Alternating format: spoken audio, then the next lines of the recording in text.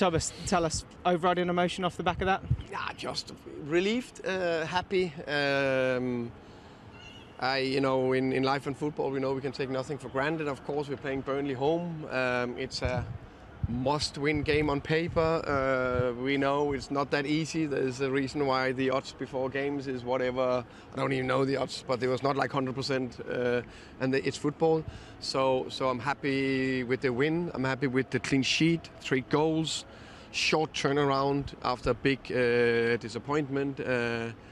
And the players were just ready. Big credit to medical department and the performance department for turning it around in such a short notice. Thomas, massive effort Wednesday night, and obviously you made changes. It's the first Premier League game of the season.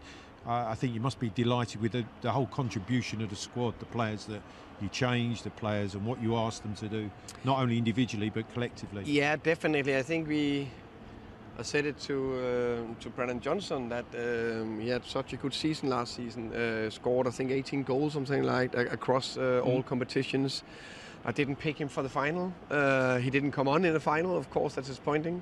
And then he's ready to go and start, and Brennan always scores, huh? Yeah. So that's just a fantastic thing to be ready. And 2 young midfielders, Archie Gray and Lucas Burke, will be very pleased with that performance as well. And you're right, we need the squad. We are hopefully playing 60-plus games. That's the dream. If we are doing that, we need the squad. It's interesting you mentioned about that, Thomas, because in terms of the team selection, because it's the first game of the season. We know how important it is to play here at home. You want to win, but you take 2 experienced players out and you bring 2 teenagers in to start in a central midfield in a Premier League game. I see that as a brave selection, but you can tell us about that, because it's a big call, Thomas. It's a big call. It's easy to say with a smile when we win, but I trust the players, and hopefully I'll be consistent in that message. That's my plan. Also, if we have lost a game, it will still. I would have done it with the best intention. But definitely trust to them. I think it's also to look into the squad. There was a big,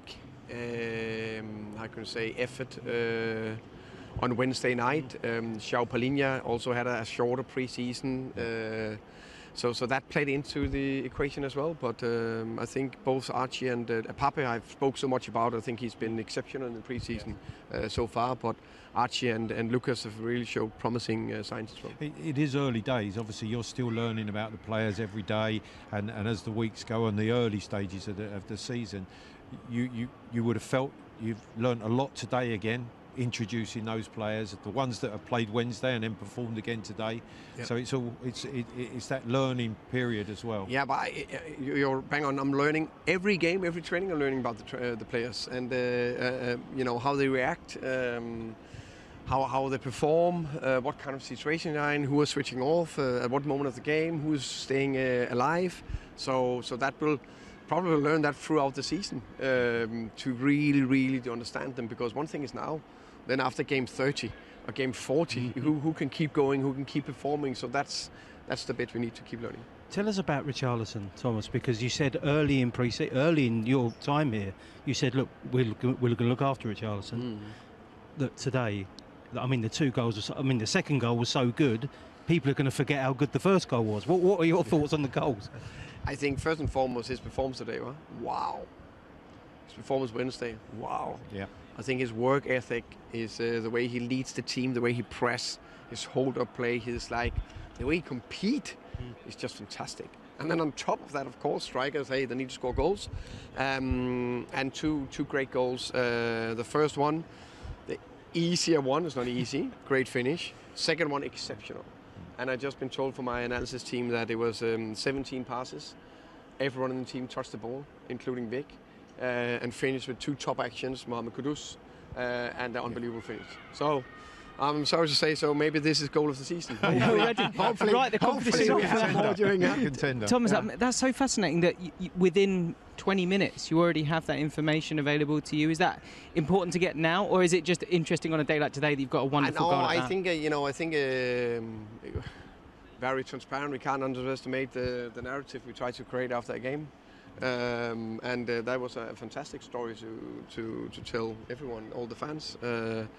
And if I didn't get that info, I wouldn't know. So the team is aware of that.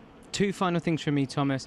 I wanted to ask you a little bit about your coaches, because I know how much of a team effort it is for you. You can really see in your technical area that you give them the space to take care of their individual area.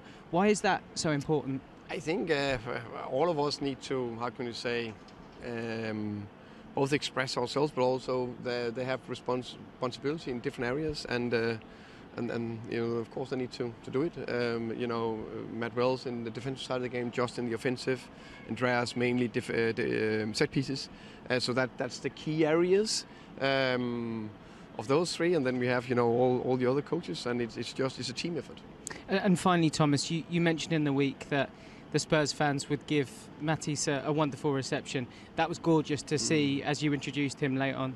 Yeah, I'm so happy with that. I said yesterday that the true Spurs fans, they are behind him, and they showed that today. So that was another big moment from today.